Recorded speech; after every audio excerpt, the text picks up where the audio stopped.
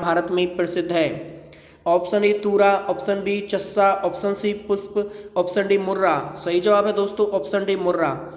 हरियाणा के अंदर मुर्रा नस्ल की जो भैंस है दोस्तों ये पूरे भारत में प्रसिद्ध है, सबसे अधिक दूध देने वाली भैंस है दोस्तों, ये सबसे अधिक दूध देने वाली भैंस है। साथ ही साथ इसे हरियाणा के अंदर काला सोना के नाम से जाना जाता है। ये इंपॉर्टेंट फैक्ट्स आपको जरूर याद रखना है। काला सोना, हरियाणा का काला सोना किसे कहा जाता है? ये प्रश्न एग्जाम के अंदर बहुत बार पूछा जाता है। आपका सही जवाब होगा मुर्रा। अगला प्रश्न है हरियाणा गौवंश संरक्षण एवं गौ संवर्धन एक्ट किस साल पारित हुआ? 2017, 2015, 2016 या 2014? सही जवाब है दोस्तों 2015।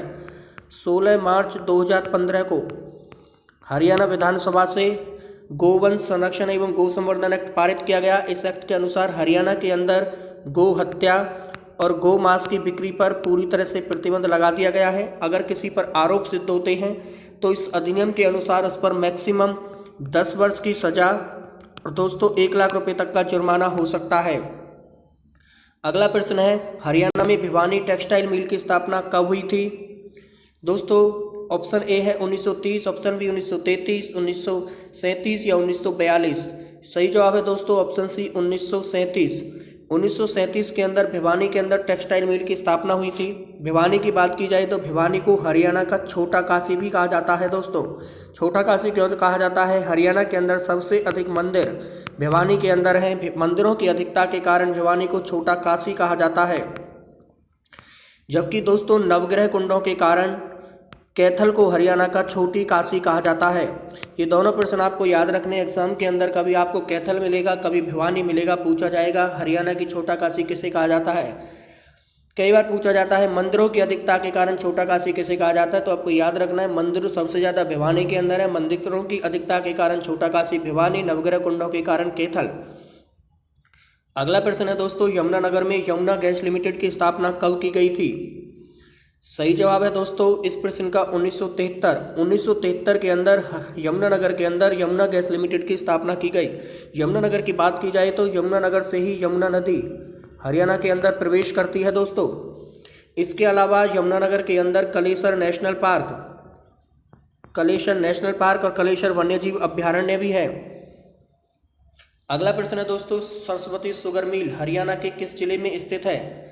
Option A Rohtak, option B Faridabad, option C Yamunanagar या ऑप्शन डी पानीपत? सही जवाब है दोस्तों यमुनानगर। यमुनानगर के अंदर सरस्वती शुगर मिल है।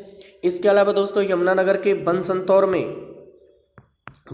में दोस्तों हाथी पुनर्स्थापन केंद्र स्थापित किया गया है। ये प्रश्न एग्जाम के अंदर बहुत बार पूछा जाता है, हाथी पुनर्स्थापन केंद्र कहाँ स्थापित किया जा रहा है या किया गया है? सही जवाब होगा बनसंतौर यमुनानगर। यमुनानगर प्राचीन काल में दोस्तों सरस्वती नदी के किनारे बसा हुआ था। वर्तमान में यहाँ से यमुना नदी बहती है। एग्जाम के अंदर ये प्रश्न भी पूछा जाता है कि हरियाणा का यमुनानगर किस नदी के किनारे था? आपका सही जवाब सरस्वती होगा। सरस्वती ऑप्शन में ना हो तब आप यमुना नदी को टिक करोगे। अगला प्रश्न है हरियाणा में निम्नलिखित में से किस जिले में अमोनिया प्लांट स्थापित है?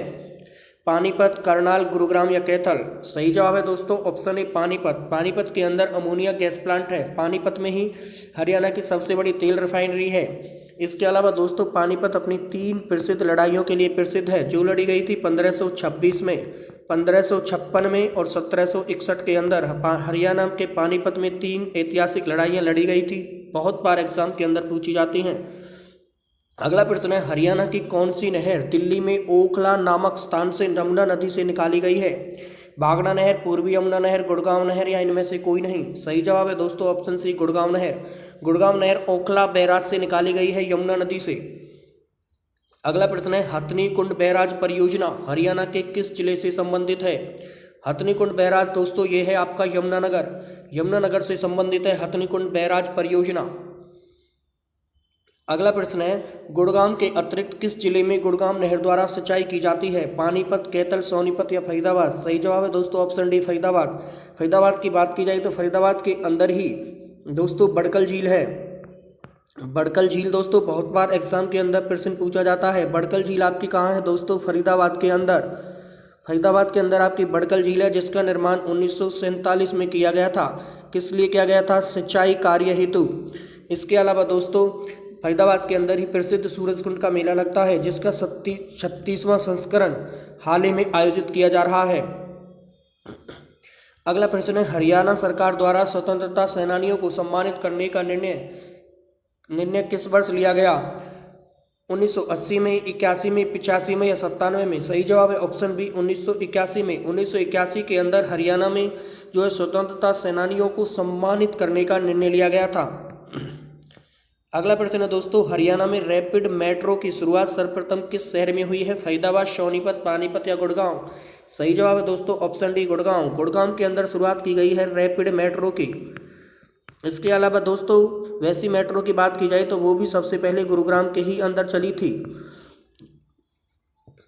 अगला प्रश्न है, हरियाणा ने शराबबंदी कानून कब लागू किया?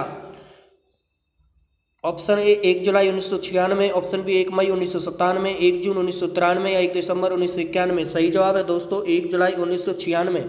1 जुलाई 1996 को हरियाणा में शराबबंदी कानून लागू किया गया। तब ताऊ देवीलाल की सरकार थी। किसकी सरकार थी दोस्तों? देवीलाल की सरकार थी। अगला प्रश्न है, निम्नलिखित में से किस स्थान पर ताप बिजली घर स्थित है? हिसार, फरीदाबाद, जींद या कैथल? सही जवाब है दोस्तों फरीदाबाद। फरीदाबाद के अंदर सूरजकुंड मेला लग रहा है हाल ही में, जिसका चल रहा है दोस्तों 36वां संस्करण। फरीदाबाद के अंदर ही राजा नाहर सिंह का महल है बल्लभगढ़ के अंदर। इसके अलावा फरीदाबाद के अंदर राजा नाहर सिंह स्टेडियम भी है। अगला प्रश्न है, हरियाणा राज्य में प्रत्येक गांव में बिजली पहुंचाने का कार्य कब पूर्ण किया गया? 10 जून 1966, 29 नवंबर 1970, 15 अप्रैल 1968 को या 25 मार्च 1971 को? सही जवाब है दोस्तों 29 नवंबर 1970। दोस्तों 1970 में हरियाणा के हर गांव तक बिजली पहुंच गई थी। सरकार थी तब दोस्तों तब किसकी? बंसीलाल की। बंसीलाल के समय में हरियाणा के हर गांव में 1970 में बिजली पहुंच गई थी।